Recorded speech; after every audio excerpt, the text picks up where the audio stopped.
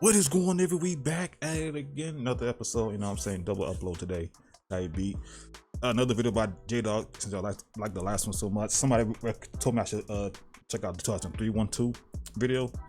But yeah, everyone, 2003 Clone Wars was built different. You goddamn right, bro. Niggas was doing stupid shit. Like, I'm never gonna forget the shit I seen with Mace Windu and what the hell he was doing, bro. Cause goddamn. And then, you know, we get to the Clone Wars, you know, 2008 and whatnot, the movie and the TV show. And like, damn, man, they dumbed this shit down, bro. Like, they weren't doing the crazy shit they were doing, you know, like they was actually doing. You feel me? In 2003, I feel like that they have to hard nerf them, bro.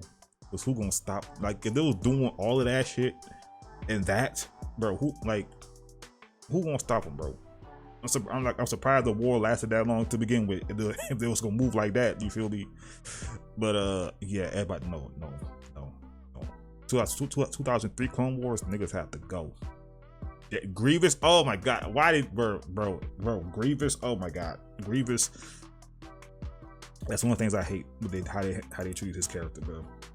2003 W, an actual demon. The movies, the Clone Wars show, man, hold that nigga, bro. Nerf that nigga. I'm like, oh, come on, man. Why? Anyway, hit the video of the like, man. Comment down below, subscribe, all that good jazz. Subscribe to JDAWG, man. Get more to 400K type shit. But yeah, without further ado, let's just dive on in, bro. Again, shout out to Star Wars Theory, man, because that fan film was tough. Star Wars, as we all know, has a good amount of straight up dogs casually roaming around the universe. I mean, we got dudes like Vader out here jumping head on at Godzilla like. Bro, the thing about that shit is too, bro, they always doing crazy shit in the comics. Bro, at this point, just go anime with it, bro. Adapt these hoes. Golly. Monsters. We got people like Maul and Anakin who have survived being cut in half, being burned alive, losing all their limbs, and even falling tens of thousands of feet. We got droids like R2-D2 who was able to tank a point-blank rhydonium explosion that did this. Yeah, even R2 a dog, bro. Damn. And of course, we got the obvious top tiers in the verse like Palpatine, Yoda, Luke Skywalker, and Mace Windu. But for every goat in the galaxy, we have to admit that there are just as many, if not more, frauds roaming around like Coleman Trebor, who got taken out by a couple blaster shots, all the Inquisitors who are borderline useless, Canon General Grievous, the entirety of the Separatist army and empire, and the thousands of Jedi Masters who got taken out by clones with blasters. Now, the ratio of dogs to frauds in Star Wars canon is dead ass, bro. Cause I mean, you would think, you know what I'm saying? Like, really? Yo, come on. I know y'all caught off guard, but still, when you think about it, still, come on, man. Deflect, nigga. Deflect and force push, bro. Stop it. Like, come on, man. It's very normal. And if everyone in the Star Wars galaxy was a dog, this show, oh my god, this show annoys the out of me. Or a goat, then technically no one would be. True. And when everyone's super, no one will be. True. But the 2003 Clone Wars show showed us that Syndrome might have been spitting nothing but pure cap this entire time. Because for whatever reason, every single living being in this era of Star Wars was moving different. Grievous in Star Wars canon would flee the scene at any minor inconvenience, and his win-to-loss ratio was absolutely cooked. Bro. As Prime Vader, which I do not say lightly, hit Fisto, who got one-tapped by Palpatine in a single second. He's out here spamming a force attack that was the equivalent of Gojo's Hollow Purple while being underwater. Mace Windu was out here boxing an entire droid army with his bare hands. All the clones were their own individual one-man armies. Look at this. We got Bro, stop, bro. Stop. Enough said, bro. Force sensitives like Durge, who laughed after being stabbed by a lightsaber. The less important and no-name Jedis were casually using the Force in ways way crazier than the top Force sensitives in Star Wars canon. And yes, even the dirty clankers were out here hitting perfect shots, and they were competent enough to actually put up a fight against the clones. Like, I kid you not, bro, the weakest character in 2003 Clone Wars was moving like full potential Darth Vader. Alright, so this show starts off with Yoda just having what I thought was a chill scenic ride on the top of this weird looking horse. But this show immediately let us know that this is not the same laid back Yoda that we once knew, because this man was then Jedi Grand Master his lightsaber while standing in the very front of the entire clone army, and without a single glimmer of fear or doubt in his eyes, he was charging head on at millions of droids. Bro, just look at the massive scale of this battle. Like, there are an uncountable amount of droids in this one shot alone. The Republic easily pulled up with thousands of gunships, starfighters, and Republic walkers. And here we got Yoda, Shaak Ti, and this random no-name Jedi at the front and center of it all. You feel me? This little scene was a great way to set the tone for the aura we were about to witness from every character in this show. But the first scene that really showed—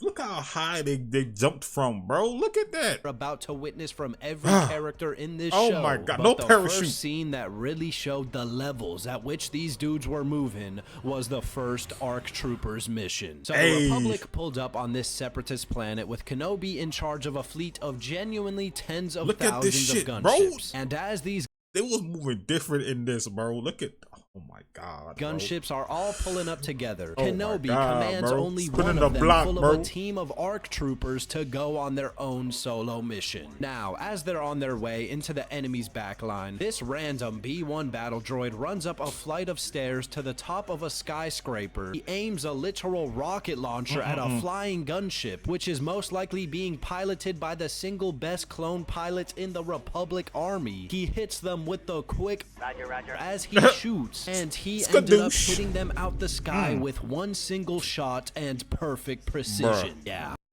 Bruh. Living and non-living being was moving different in this show. Now, the clones could not care less that they just got in what could have been a fatal crash, because Captain Fordo and all the other ARC troopers walked out the gunship like they just had a normal landing. And without speaking a single word, they started standing on straight business against the droids. Like, bro, even after crash landing and being fully surrounded by thousands of droids in their own territory, this one group of like 7 clones managed to walk around the city like it was their own. They took out all the droids and tanks that got in their way, and they found a way to get up the side of the tallest and most secure military facility in the area. They wiped out all the droids guarding this massive turret that was causing problems for the thousands of Republic gunships, and after blowing up this turret, they ran up the rest of the building as it exploded, and then they hit the fattest aura farm of all time, and they had every right to do so. Directly after this scene, the show then cut straight into the middle of another battle, but this time it was in the middle of the ocean with none other than Kit Fisto smiling and leading the charge. So this man does the most over-the-top and majestic dive into the ocean, and upon entering, he was immediately greeted by yet another fleet of thousands of separatist droids and ships, and behind him was only a group of around 7 clones. Yeah, I honestly have no idea how they're about to pull this one off, so let's just sit and watch to see what they could possibly do to get out of this situation.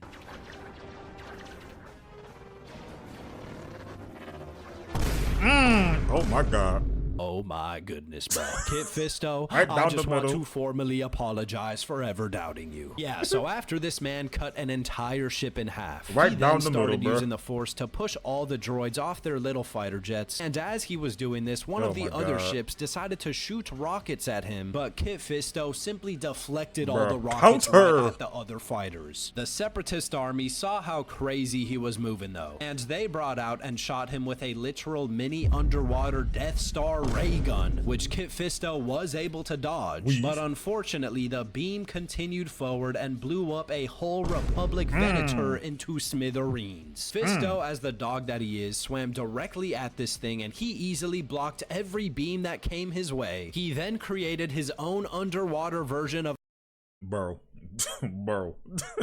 Yeet. To destroy it, and of course, after doing this, he just smiled. If this is how Kit Fisto is moving, who we saw get one-tapped by Palpatine, then I don't even want to begin to imagine what someone like Mace Windu is about to be doing. Anyways, next up, we gotta talk about one certain individual in this show that was so menacing, so horrifying, and so overpowered that he was one. I forgot the name of their race though, cause we fought another one in Jedi Survivor type shit. You feel me? Oh my god, bro. Oh my god. And I was having the hardest time because I was fighting against that nigga while he was bugged, bro. Go back. I think it's on my gaming channel or this channel. I have no idea which one is on. But go back and watch that shit, bro. I was fighting that nigga, you know what I'm saying, while he was still bugged and shit, bro. Oh my god. Bro, I still won though. But damn. One of, if not the single only character that wasn't brought into the new 2008 Clone Wars. This absolute dog that I am talking about is Durge. So this man, Durge, was introduced in the middle of a battle where the clones and Obi-Wan were overpowering the Separatist army. And as we all know, these dudes are all built different. Man, he airing it out, bro. Durge, riding on the top of a speedster with nothing else but a metal spear in his hand, charged right past the droids that were getting blown to shreds. Him and his crew started speed blitzing the clones and blowing up their walkers. Durge himself stabbed a walker and blew the whole thing up and tanked the explosion. And then he and his crew genuinely massacred the clone army. But just as fast as the clones were getting speed blitzed, within the span of only a couple minutes, they somehow got their hands on their own set of speedsters and spears, and they started going toe-to-toe against Durge and his crew. Boxing, this show is literally just characters going aura for aura against each other, bro. And it is straight peak. The clones and Durge's crew did eventually take each other out, and the only two beings left standing were Durge and this one clone wearing the toughest Jedi fit of all time. And as both of them clash spears, Durge sends the clone's helmet flying into the sky, making us think that he just cooked him. But it turns out that this entire time, this random clone was actually the master of the high ground, the master of the chosen one of the Force, the greatest Form 3 lightsaber user to ever exist, the man who took out the first Sith that appeared in a millennium, the one that had Darth Vader, General Grievous, Anakin, and Darth Maul all on a leash, and none other than the negotiator himself, Obi-Wan Kenobi. Durge, I'm not gonna lie, bro, you are a genuine problem, but in the face of Kenobi, you are just gonna become yet another one of his pets. So they charge at each other once again, but this time Kenobi's got his lightsaber in hand, and this allowed him to knock Durge off his speedster straight into a massive explosion. But obviously, Durge tanked the explosion like it was nothing. He stood up within the flames with insane levels of aura. He walked out and grabbed Kenobi's whole speedster and started attacking him with it, but Kenobi locked in. He blocked all of Durge's attacks. He stabbed him in the heart, and just like that, it's over. Psych! I'm sorry. Did I just hear this dude laughing after being stabbed in the heart with a 10,000 degree blade? Yeah, this dude has got to go now, bro. I'm not gonna lie, maybe it is a good thing that this dude is not canon. Yeah. Dog, if he was, oh my god, bro. Oh my god, bro. Cause somebody had to be a demon because they hold Grievous in that bitch. You feel me? They hold this character. Oh my god, we had Durge. Oh my god. Oh my god, if we had Durge too, you know what I'm saying? Fighting for the freaking Separatists too, bro. Oh my god, and it's hard to kill this, bro.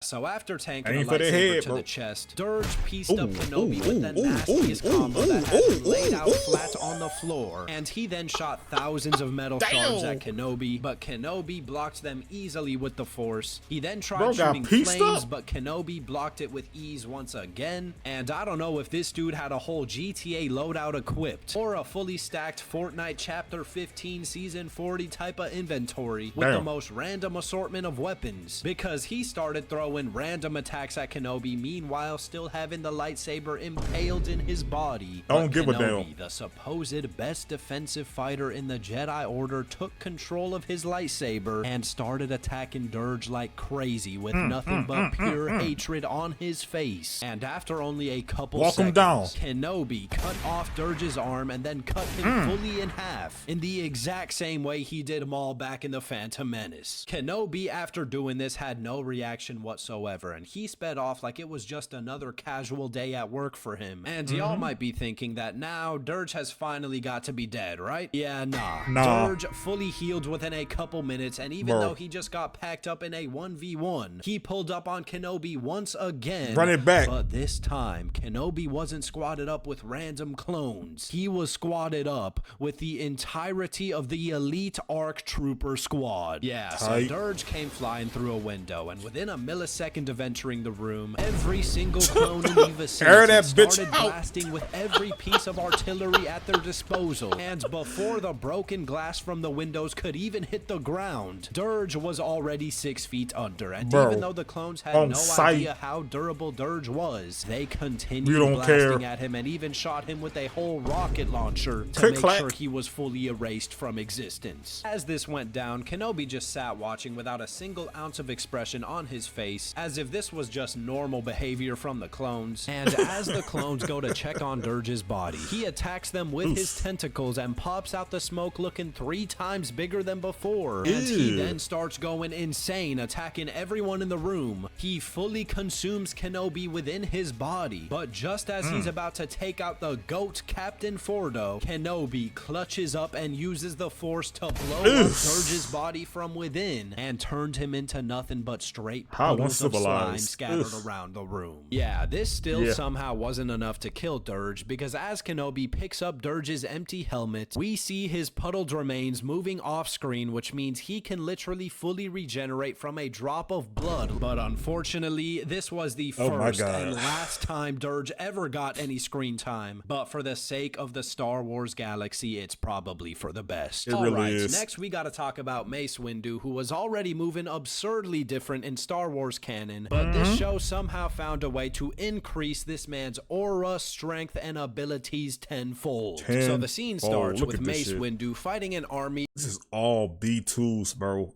All B2s, man. Of hundreds of thousands of super battle droids. And he was making the easiest work of all of them without breaking a sweat. But suddenly, all the droids and clones stopped shooting at each other, because out of thin air, this random 100-story tall ship, which has the ability to drop a 50 million ton stone onto the ground, pulled up above everyone. Like if you take a look at the scale of this thing, those little specks of dust at the bottom of the screen are hundreds of thousands of droids and clones, and this up here is the size of this ship. And with no hesitation whatsoever, the droids controlling this ground pounder dropped the stone on all the clones and droids on the battlefield, which instantly crushed everyone and everything under it, and which also sent a shockwave across the entire battlefield. But Mace Windu simply jumped over it, and as it was moving positions to attack once again, all the clones began shooting at it, but all their firepower did absolutely nothing to the ground pounder, and it continuously flattening the clone army. Mace Windu decided to lock in to try and destroy the 50 million ton ground pounder, but in order to do so, he had to get through the hundreds of thousands of super battle droids. Now, one single Jedi versus this many droids is unheard of and straight up impossible in Star Wars canon, but Mace Windu, without even having his lightsaber due to it being blown away, started using nothing but the Force and his bare hands to absolutely obliterate every single droid that was unfortunate enough to come into his sights. He was out here dodging all their blaster fire and proceeding to blow their heads off all at once. And he was even out here. That's what I'm saying. Give me the Force. Give me the Force, bro. I'm telling you, bro. I don't give a fuck about nothing else, bro. You give me the Force and you give me the Keyblade, bro. I'm gonna be that nigga, bro. I got the Force and I got Keyblade and magic, bro. Come on, man. Come on, man. Stop it, bro. Stop it, bro. And my lightsaber, bro. I'm about to be a demon.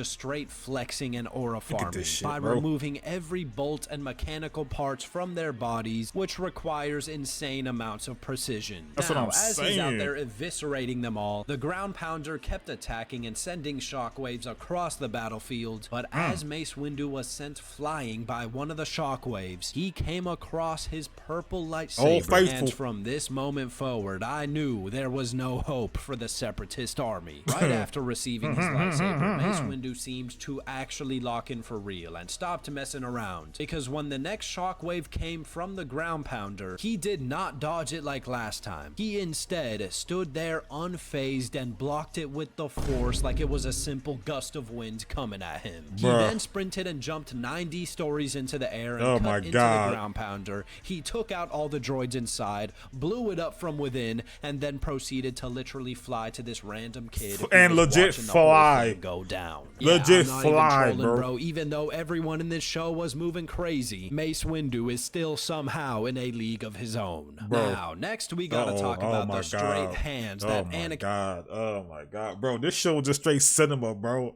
Oh my god. Anakin and Ventress were throwing at each other. Alright, so Anakin and a battalion of clones were on this jungle planet for a mission, and as they are sweeping the jungle, all the clones magically started getting pulled into bushes. They were getting thrown into the sky. They were getting pulled underwater, and some of them also started disappearing out of thin air. And Anakin started sensing that something different, bro. Oh my god, baby girl, chill. Up, and as he got there, that thing instantly blew up. Then his personal ship with R4 on board got blown up as well, and walking out of the flames of the explosions, we see a Ventress. Anakin, after seeing what she did to his crew, tells her that she is going to pay for what she's done. And listen, I know I haven't talked about Anakin's scenes yet in this video, but all y'all need Hey, he about to menace in this show compared to how he was in the newer Clone Wars. So Ventress is gonna have to put up a generational performance to walk out of this fight alive. So they start clashing sabers, and surprisingly, Ventress was actually putting in that work against Anakin. She was force pushing him into the ground and against trees. She was throwing giant logs directly at him, and she had Anakin of all people on the defensive. But this performance of hers did not last long, because Anakin was able to disarm her of her lightsabers, which led her to run away. And for the next 4 full minutes, which is a very long time for a lightsaber fight, Anakin was hunting her down viciously, and they were moving around the forest and attacking each other at insane speeds. And throughout this time, they were both cooking each other at different points in the fight. But as this fight continued, Anakin started getting angrier and even more vicious the more time went on. And at one point, Ventress threw an entire pillar of rock at Anakin, which he flicked right back at her. She then tried to force push him once again. And keep in mind, the last time she did this, he was laid out on the ground. But this time, he ran right through the force push, which, correct me if I'm wrong, but that is something we haven't even seen someone like Vader do in Star Wars canon. And after another minute of them clashing sabers, Ventress was now the one who disarmed Anakin. But in all honesty, after seeing what this man did next, I'm starting to believe that he threw that thing out on purpose, because after losing his lightsaber, he grabbed both of Ventress's arms and had her shocked with fear in her eyes. His grip strength made her drop one of her lightsabers, and after force pushing her back, he closed his eyes, lifted up her lightsaber with the force. She still sat there standing with pure terror from head to toe, and after he grabs her red lightsaber, he starts unleashing the same overhead haymakers that we saw Vader throwing at Maul and Daki in the last video I made. And he was hitting her with so much force that the ground beneath her broke, and she fell to what could have been her death. Yeah, keep in mind that this is still Padawan Anakin, so just imagine how absurd he must have been moving during his prime. Okay, so I bet a lot of you are waiting for me to finally talk about how deviously General Grievous was moving in this era, because whenever this show gets brought up. This monster is at the top of all the conversations. But before that, I gotta quickly tell y'all about the Grandmaster Yoda and Mace Windu team up. Yeah, I'm gonna need you all to lock in real quick. So the scene starts with Coruscant being attacked by the entirety of the Separatist army. And I don't know what was running through those clankers' tin bucket heads when they decided to attack, while both Mace Windu and Yoda were in the area. But that was a mistake so grave that sealed their fates instantly. So Mace Windu and Yoda pull up to the battlefield. Mace Windu was in his starfighter to help in the sky, and Yoda literally just walked right in front of the battalion Look at alone. this, look at that. This dude Yoda is making sure to rep the Jedi Order with the most aura imaginable. This dude was not given the title of Grandmaster for no reason, bro. Anyways, Mace Windu started cooking in his starfighter for a bit, but eventually his ship got destroyed due to the sheer amount of enemy ships that were in his area. But as he's falling out of the sky, he jumps on one of the enemy ships. He cuts its circuitry open, grabs a handful of the wires within it, and somehow starts fully controlling it and going on a rampage in the sky. After going crazy, he also made sure that someone, at least one person, witnessed what he just did, because he flew right next to one of the clone to be this pompous witness, bro, so you can go tell everybody what the fuck he's seeing, bro. He hit the meanest aura farm to let them know there's levels to this, and he dipped right out of there and continued doing his thing. Now, Yoda was on smoke the second he pulled up to the battle. Instantly, he used the Force to lift thousands of droidicas in the sky in the flight path of the Separatist ships, which caused them all to blow up. He then forcibly pushed the tanks that were coming out of the military transporters back inside. He pulled another one of the military transporters out of the sky onto the one. Bro, if we would have saw this shit in the Clone Wars, bro, oh my god, bro, the other one, bro, the 3D one, oh my god, bro. Because at that point, it's like, bro, who won't stop these niggas, bro? Because there wouldn't have been no plot. Dead ass, bro. Everybody would have got packed up easily, bro.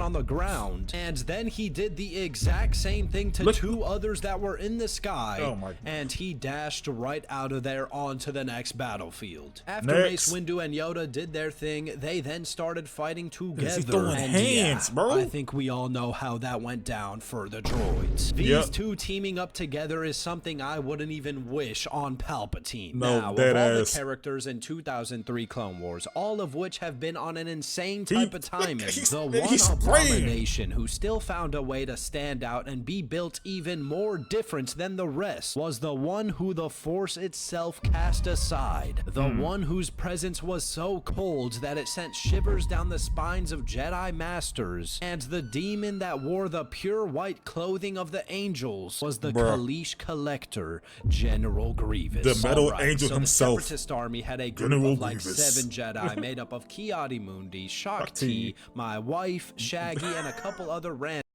Hold on, nigga, that's my wife. Now hold on, nigga. Shaggy sold like a motherfucker though. On God though.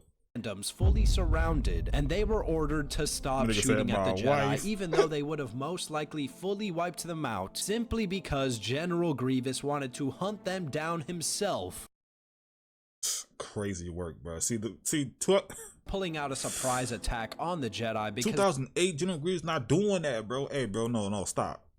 Let me go hunt them niggas myself. He not doing that. I wish he would though. Like, I don't know why George changed Grievous. I don't know why he did it, bro. I don't know why. Could have been nice to have another demon in the Clone Wars besides Dooku.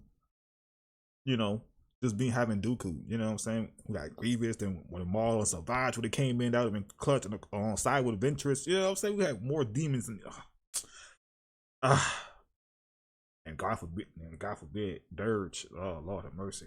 They were all off guard, and he for sure would have gotten a free pick off rip. This man instead decided to fully out himself and tell the Jedi straight to their faces that he was about to pull up and hunt them down, just so that he could give himself a true challenge. Now, as he was talking to them and slowly pulling up, he was straight up just rage baiting the Jedi for a full minute straight, calling them bums, telling them to make peace with the Force, and saying he's going to grant them with a warrior's death. And Shaggy simply could not handle the S-tier level of rage bait that was being thrown his way.